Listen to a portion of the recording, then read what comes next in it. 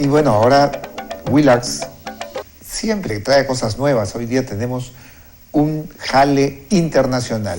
Tenemos una consultora política peruana que ha venido exclusivamente desde París para trabajar con nosotros. Ella va a venir todos los lunes, un poco más temprano, para hacer un análisis político. Yo he estudiado su pregrado en la Sorbona de París y ha estudiado también una maestría, es magíster en ciencia política. Bienvenida, Gloria Paloma Álvarez. Muchas gracias. Buenos días. ¿Cómo has visto la semana que pasó en el país? Bastante intensa, ¿no? Bastante intensa. Durante la semana, antes del anuncio del indulto el viernes, el presidente en un intento muy interesante y muy pertinente de recobrar la confianza, digamos que había estado mellada debido a los últimos acontecimientos, ha organizado un par de reuniones muy interesantes con los empresarios, lo cual ha constituido un primer paso muy importante en el camino de reconstruir esta confianza, ¿no? Que le será muy necesaria para las futuras reformas estructurales en los próximos años. Y por otro lado, la reunión con los partidos políticos, con las fuerzas políticas. Si bien no todas las fuerzas políticas han estado presentes, faltó, por ejemplo, la Asamblea Nacional, los presidentes regionales, la misma alcaldesa de Lima. Sin embargo, pues había mostrado una voluntad de apertura, digamos, ¿no? Y de este diálogo en torno a un tema tan importante como el de La Haya.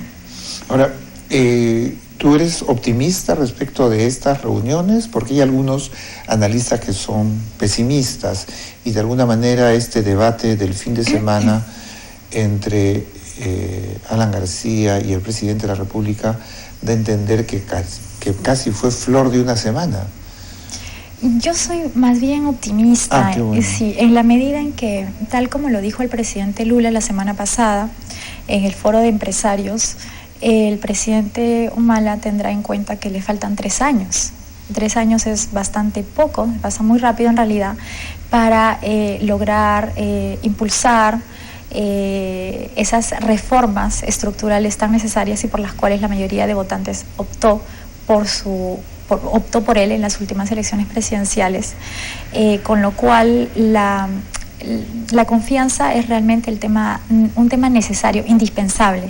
Y pues obviamente lo del fin de semana fueron exabruptos, me parece que no serán tal vez los últimos, pero él sí me parece que va a tener muy claro que esa confianza le será indispensable para lograr las reformas que son la base y son indispensables para su proyecto político. Ahora, ¿cómo parar esta guerra verbal? Porque el presidente tiene una responsabilidad, como has dicho, de restablecer la confianza. Uh-huh. Creo que ha tomado algunas medidas, pero de pronto o ha pisado el palito o está mal asesorado, porque ponerse en un enfrentamiento verbal con una persona tan política, tan ducha y tan clara en sus objetivos como Alan García, que él siempre dice en privado: yo no tengo escopeta de 2 cañones, yo tengo escopeta de 1000 cañones. Entonces, ¿qué pasó con el presidente? ¿Está mal asesorado? ¿Es un tema momentáneo? ¿Va a corregir? Yo pienso que, bueno, un poco de todo, en verdad. No sabría decirte qué elemento fue el que pesó más en la reacción del vicepresidente. Sin embargo, como tú lo has dicho, no es muy pertinente. Yo finalmente soy optimista y pienso que él va a evaluar la poca pertinencia de ese cara a cara, ese enfrentamiento, digamos, casi enfrentamiento, faltando 3 años para las elecciones, ¿no? Que coloca más digamos, su posición en un tema casi electoral, cuando le quedan 3 años de gestión política para las reformas que son tan importantes, y no solamente por la confianza a nivel empresarial, sino por toda la ciudadanía, sociedad civil, etcétera, que finalmente va a ser la base de su proyecto político futuro, ¿no? Antes de ir a algunos temas de fondo, ¿qué cosa espera Alan García con esta ofensiva verbal? Presionar para que la megacomisión no lo investigue, lograr que si hay una sanción o un informe negativo, este sea visto como un informe politizado, digitado? ¿Qué cosa es lo que quiere Alan García al adelantar tanto su campaña electoral?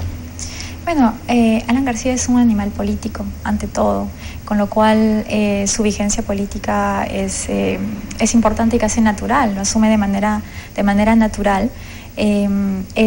Bueno, antes de lo del tema del indulto, digamos, el opositor, ¿no? el actor de la oposición más importante de lejos con respecto a ese gobierno y es una manera, digamos, natural para él de mantenerse, no solamente pensando en las futuras elecciones, sino él, digamos, como expresidente, ¿no? Lo que él quiere, tú piensas que él lo que quiere es mantenerse vigente. De repente quiere mantenerse como el líder de la oposición para acumular votos, acumular simpatía y cosechar los errores del gobierno. Bueno, él lo es, naturalmente, como para mí, en mi opinión, y obviamente tiene un capital político muy importante como expresidente. Bueno, fue 2 veces, una amplia experiencia política y mucha llegada todavía en algunos sectores, sobre todo empresariales, ¿no? Tenía una relación muy privilegiada con los empresarios, con el sector empresarial. Este fin de semana, el día viernes, se produjo la respuesta del presidente Ollanta al informe de la Comisión de Indulto. El presidente decidió no indultar a Alberto Fujimori, el presidente de la República. Los hijos han salido en forma muy severa. He visto al fujimorismo muy agresivo. El día domingo salieron en movilización y hay una crispación. ¿Crees que es una buena estrategia la del fujimorismo plantear como tema central de su política la confrontación por la libertad de su padre, sosteniendo que van a usar todos los mecanismos legales pertinentes, pero no hay muchos mecanismos legales que yo sepa?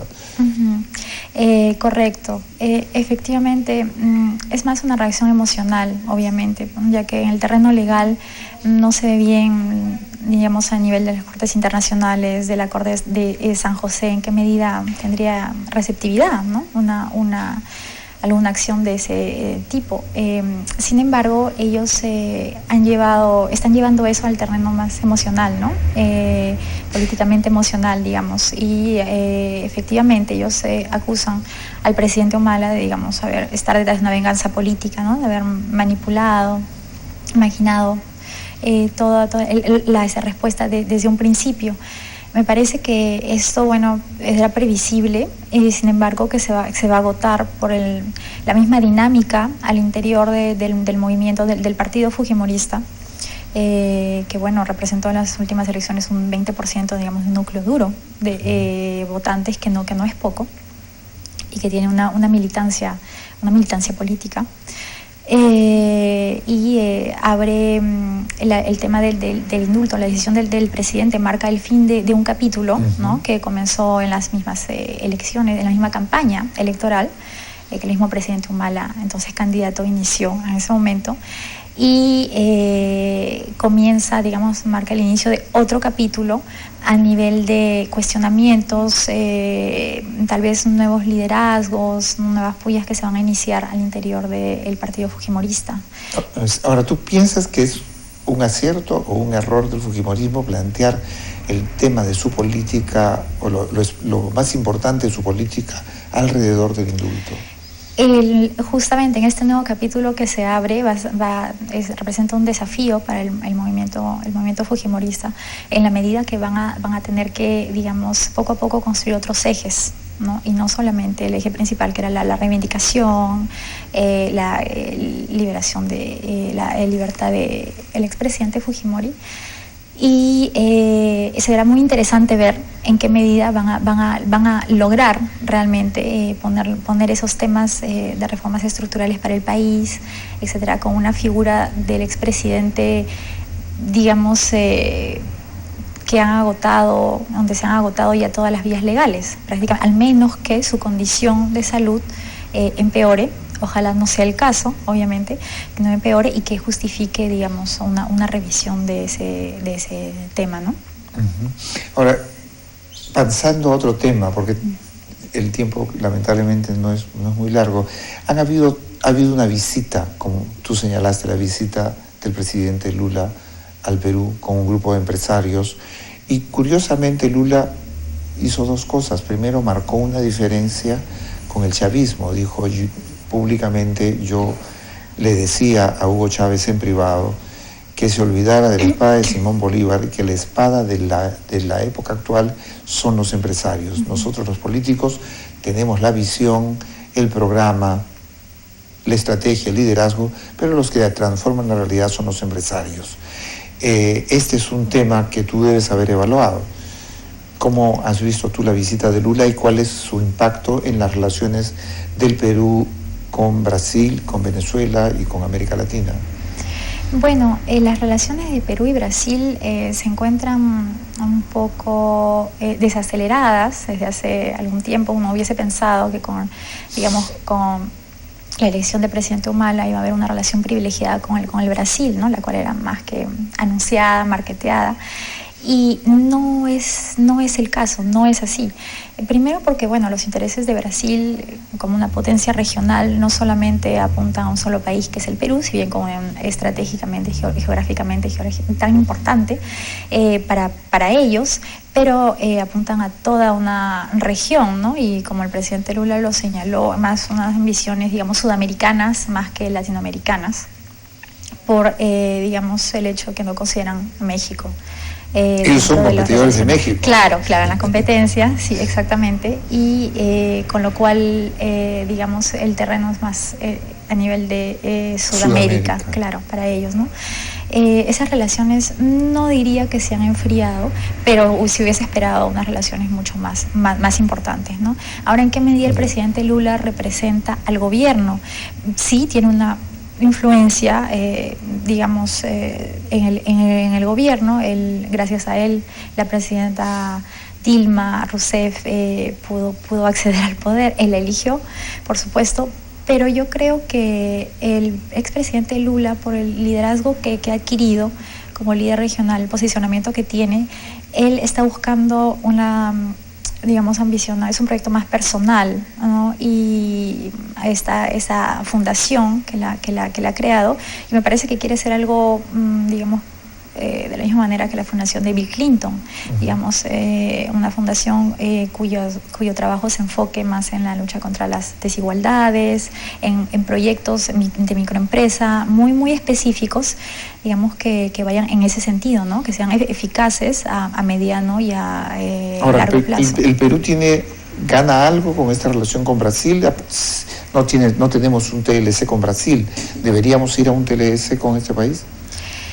Bueno, en el marco de la alianza estratégica están los proyectos de infraestructura, la construcción de las hidroeléctricas, que están también, no van al ritmo que se había planeado al inicio por una serie de temas, ¿no? El Banco de Brasil, el BANDES, sigue siendo un banco muy poderoso, muy importante, ¿no? Lo cual fue resaltado por el mismo presidente, por el expresidente Lula, ¿no? Que la integración se hacía ahora a través de los bancos y que los empresarios, antes de, ideologías, y que en todo caso los empresarios eran los encargados de implementar, ¿no? Los ejecutores de esta nueva integración. Ahora, antes de ir al tema de la visita del presidente Ollanta a Estados Unidos y su reunión con Barack Obama, hay dos temas que se han quedado en relación al momento político. Uno es el que se refiere a Fujimori, al fujimorismo, y otro es el que vamos a ver luego sobre la acusación de Rospigliosi de que está siendo seguido, de que está siendo espiado por un servicio de inteligencia. ¿Cuál es tu evaluación de Fujimori? ¿Fujimori tiene alguna vigencia política? Si fuera amnistiado, ¿tendría alguna vigencia? ¿El fujimorismo va a camino de la extinción o es un partido que se va a modernizar y va a convertirse en una fuerza política como el APRA, como el PPC, en otro de los pies de la política peruana, o de las columnas? Yo no creo que el partido fujimorista vaya hacia la extinción. Si bien están en un momento muy interesante en la medida que tienen que reevaluar, de crisis, pero siempre las crisis presentan una nueva oportunidad, tienen que reevaluar los ejes, otros ejes además del pedido de este indulto de Fujimori. También es la oportunidad que surjan nuevos liderazgos, de construir un proyecto más sólido, ¿no? Con otras reivindicaciones. Y me parece que sí, es un partido, digamos, que tiene, como lo he mencionado antes, militancia, que tiene un proyecto político, a pesar que estuvo concentrado bastante, sigue concentrado en el indulto del expresidente Fujimori, un partido que no va a desaparecer, que no está listo para desaparecer en los próximos años. O sea que el fujimorismo va a tener vigencia en los próximos años. Sí, me parece que sí. ¿Y Fujimori? Ahí está el tema, todo dependerá, sí. En qué medida el liderazgo de Keiko Fujimori va a poder, digamos, involucrar a todos los diferentes sectores del fujimorismo, también los nostálgicos del estilo de este presidente, del expresidente, y va a poder representar. Yo creo que le ha ido bastante bien en las últimas elecciones, y como te mencionaba, hay un núcleo duro de un 20%, que es bastante.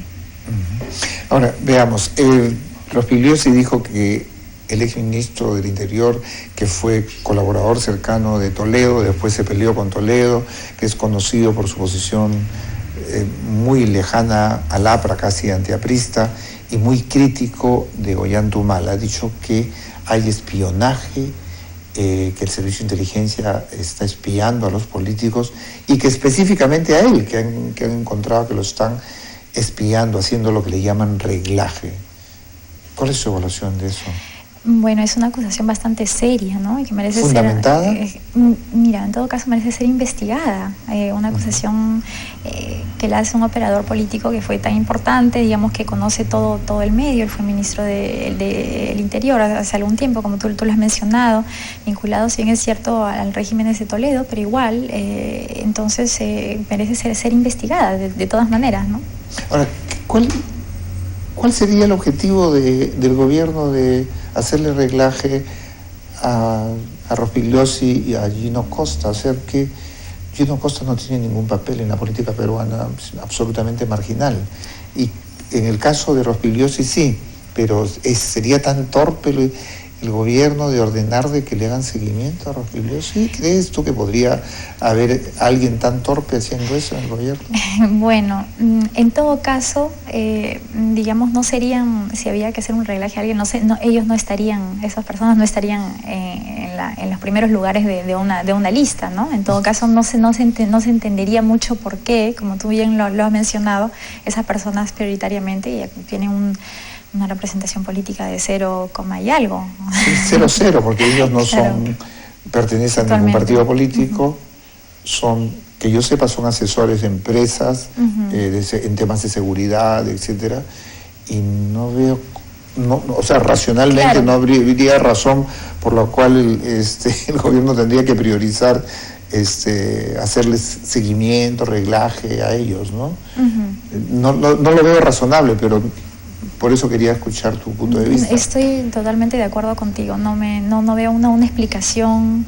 Que Gino Costa quiso participar o está participando en un proyecto de izquierda hace algunos años. Él fue candidato a la alcaldía de Lima por Somos Perú, pero eso hace mucho tiempo. Claro. Sacó 3% de votos, o sea, no veo tampoco que sea pues un líder, ¿no?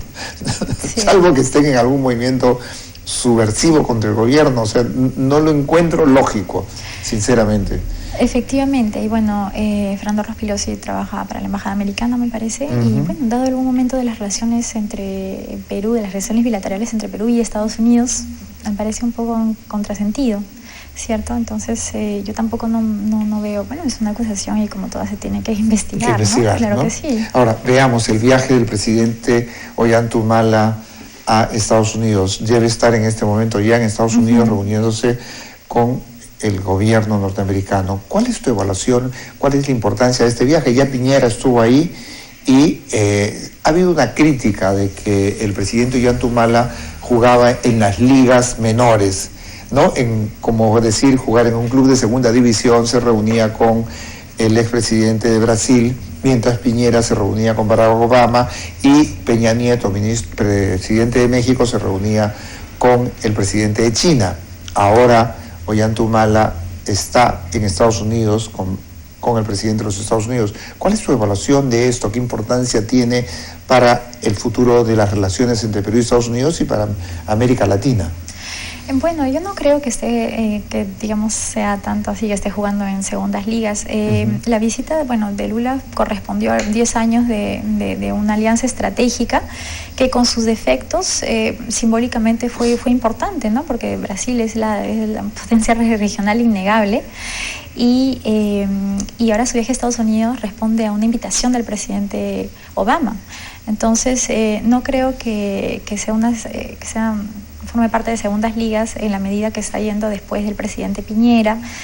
Además, no ha pasado mucho tiempo desde la visita del presidente Piñera y al contrario, es un reconocimiento de la nueva geopolítica que se está configurando, en la cual América Latina estamos en un mundo en crisis, en unas zonas como Europa es la crisis aún mayor y las perspectivas no son buenas para nada. América Latina se ha constituido en un polo, en una zona de crecimiento y sobre todo perspectivas. Que es lo más interesante, pese a todas las reformas estructurales, por ejemplo, la falta de infraestructura y temas de inversión en materia de educación que se tienen que hacer, pues igual hay unas expectativas, ¿no? Por parte de Estados Unidos, sino imagínate, Barack Obama estuvo en Costa Rica también, en México, antes de esas visitas no había prestado mucho interés, ¿no? Ahora iniciando su segundo mandato, pues se da cuenta que había descuidado un poco, ¿no? Un aliado, digamos, con un potencial muy alto. Y yo pienso que es una visita bastante importante.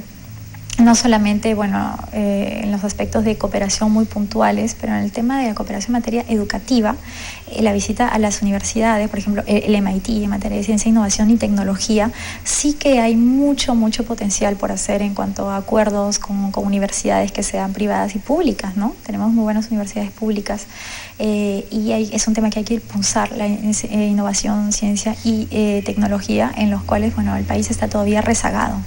Ahora, hay una agenda, ¿no?, que está en visitar el MIT, ¿no? Sí, eso sería lo más importante, sí, si pudiésemos hacer una alianza estratégica con Estados Unidos, ya no solo alrededor del TLC, claro, que es el Tratado de Libre Comercio, sino alrededor de temas estratégicos como educación, sí, ciencia y tecnología. ¿Tú, sí, lo ves por ahí? Yo lo veo por ahí, porque finalmente son las bases de la competitividad y el desarrollo sostenible, ¿no? Que digamos es a donde el país debe apuntar, ¿no? Todas las reformas estructurales que se van a hacer de aquí a los, 3 próximos años, al final del mandato del presidente Humala, deben apuntar hacia eso, y eso, infraestructura, temas de educación, mejora de la calidad educativa, mejora del sistema, obviamente, de funcionarios públicos, ¿no? Crear un sistema de funcionarios públicos al mismo nivel de los otros países, digamos, por supuesto, apoyar el tema de la investigación, ciencia y tecnología, y qué mejor que con el MIT, imagínate. Estados Unidos sigue estando a la vanguardia en el tema de la investigación científica y tecnológica, ¿no? No hay todavía un país que haya desplazado de este papel hegemónico que tiene. De las 100 mejores universidades del mundo, 70 son americanas y hay mucha investigación. Eso nos conviene, ¿no es cierto? Claro que sí. Si bien es cierto, en los últimos años países como China e India han pasado, a impulsar mucho ese tema, y no solo producen, productos basados en la mano de obra barata, sino también con un valor añadido desde hace algunos años, lo cual sorprendió al mundo. Se encuentran buenas universidades en Shanghái, en la India, etcétera, pero por la globalización, todavía se tienen que pasar por las universidades americanas muchas veces que siguen liderando en ese tema, ¿no? En el tema de la investigación. Ahora, al lado de esos temas que le convienen al país, hay otro asunto, es la presencia de China en América del Sur y el interés en algún momento de meter a Rusia. A través de Chávez se intentó meter a Rusia, cosa que los rusos tomaron con mucha precaución. quisieron meter a Bielorrusia en la compra de armas, que Bielorrusia es uno de los más grandes vendedores de armas del mundo. Y hoy día la información es que mañana el Congreso de la República de Nicaragua está aprobando una concesión por 50 años a China para la construcción de un nuevo canal que sería el competidor del canal de Panamá, una concesión de 50 años con una inversión de $40.000 millones del Estado chino, que tiene interés económico en América del Sur. ¿Cómo ves tú esta competencia entre estas dos grandes potencias? Porque se han reunido Barack Obama y el presidente de China y han dicho efectivamente ¿qué cosa quiere China? Los chinos aspiran a vivir como viven los norteamericanos, cosa que es el sueño de los comunistas chinos, es el sueño americano, el sueño de los comunistas peruanos es el sueño de Corea, cosa que nadie quiere. Pero en fin, esas son unas paradojas. El sueño de los comunistas chinos es la ciudad americana, pero han dicho, somos dos países que competimos, pero tenemos buenas relaciones. ¿Pero compiten en América? Sí, y me parece que China, bueno, digamos, tiene que pensarlo mejor en los proyectos en los cuales desea competir, escogerlos muy cuidadosamente, ¿no? En América Latina. No tiene no es como en el caso de Estados Unidos, país con el cual las relaciones, digamos, bilaterales han sido, por naturaleza, han estado siempre ahí. El tono siempre ha sido otro, aunque está cambiando. El tono antes era de más cooperación, ¿no? Y luego pasó a un intercambio, digamos, comercial, económico, y ahora se va a impulsar también en otros aspectos, como esperemos en el tema más de la educación, etcétera. Y con la China, obviamente, tiene que escoger los proyectos en los cuales desea invertir. Ha tenido unas buenas relaciones y sigue teniendo con el Brasil, ¿no? El Brasil firmó en el 2003-2004 un acuerdo de turismo preferencial, ¿no? Por ejemplo, con la China. Me parece que Chile también estaba trabajando en algo parecido, con lo cual es muy ventajoso para ambas partes, por ejemplo, ¿no? Son en ese sentido, en ese tipo de proyectos, de acuerdos en los cuales ambas partes deberían trabajar definitivamente. El mundo se mueve hoy día a través de proyectos concretos, ¿no? Ya las relaciones internacionales han dejado de ser ese tipo de relaciones de declaraciones generales. Exacto. Sino el mundo moderno gestiona proyectos. Claro que Pero sí. antes de ver este tema de la gestión de proyectos, ¿cómo ves tú la presencia en Estados Unidos del canciller de Venezuela? O sea, Nicolás Maduro y Chávez han pasado 14 años hablando contra el imperialismo norteamericano, y Elías Jagua va como una guagua, diríamos, como un bebito, a reunirse con el Departamento de Estado. Se ha reunido con John Kerry y les ha dicho a los de la oposición, ya ven, nosotros ahora nos llevamos bien con el imperio, y la derecha ha quedado aislada. ¿Qué es un signo de fortaleza o de debilidad del régimen de Maduro haber enviado al canciller a reunirse con el Departamento de Estado norteamericano? Bueno, ante todo, acuérdate, hasta en el periodo de Chávez, sobre el tema del petróleo, o sea, se decían lo que se decían, igual seguían vendiendo y seguían comprando Estados Unidos petróleo. le compra 1 millón de barriles diarios de petróleo a Venezuela. Totalmente, con lo cual lo otro era el marketing, en fin, y aparte Chávez con Maduro es un poco distinto, pero bueno, Chávez estaba ahí, ya el liderazgo de Chávez era, digamos, nadie lo cuestionaba, y era un poco el personaje al cual nos habíamos acostumbrado en la escena internacional. No creo que sí, consolida, es una fortaleza en la medida ¿De quién? Para ambos, tanto para Venezuela. ¿Tú crees que lo fortalece a Maduro? Sí, y para Estados Unidos también, porque después de todo, si él pregona que ideológicamente sigue siendo su enemigo, digamos, el diablo ideológico. Es algo así que te odio, pero te necesito. Es que más vale tener de cerca al enemigo.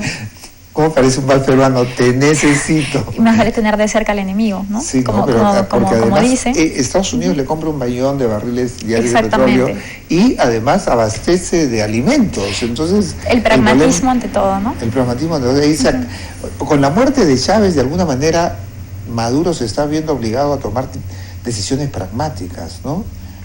Pero mientras Maduro viaja a Estados Unidos, Diosdado Cabello, que es el nacionalista y no comunista, se reúne con Fidel Castro y con Raúl Castro y se presentan como grandes amigos, ¿no? Es decir, parece, hay un analista político venezolano, decano de una facultad de ciencia política, que dice que había la posibilidad de un liderazgo carismático con Maduro, pero eso está muerto, no hay ninguna posibilidad de liderazgo carismático, entonces han optado por gobernar como equipo, como troika, y entonces en ese equipo están los tres, Maduro, Diosdado Cabello y Jagua, el ministro de Relaciones Exteriores. Pero las troicas en el mundo nunca han permanecido en el poder mucho tiempo, salvo en Rusia. En el Imperio Romano las troicas terminaban siempre con la muerte de uno de los que formaban la troika. ¿Tú qué piensas? ¿Eso tiene futuro? Esa troika venezolana con una oposición consolidada que además ha demostrado que ha habido fraude en ese país. En la medida, lo importante aquí es que se siga consolidando esa oposición, que es saludable para toda democracia, para todo país, y muchas veces, digamos, en gobiernos que ya son bastante criticados, en regímenes como es el caso de Venezuela, inclusive no necesitan ni tanto la oposición porque ellos mismos se boicotean, ¿no? Pero en este caso Venezuela es bastante particular por lo que vende, por la importancia de lo que vende para el mundo, y como lo mencionábamos anteriormente, a pesar de que ideológicamente dice mantener una cierta posición, pues las relaciones con Estados Unidos son de alguna manera estables, ¿no? Gracias al petróleo. Gracias al petróleo. Y bueno, gracias a Gloria Paloma Álvarez, esperamos contar con ella nuevamente y esperemos que esta entrevista haya servido para ir a algunos temas centrales. Vamos a una pausa y volvemos.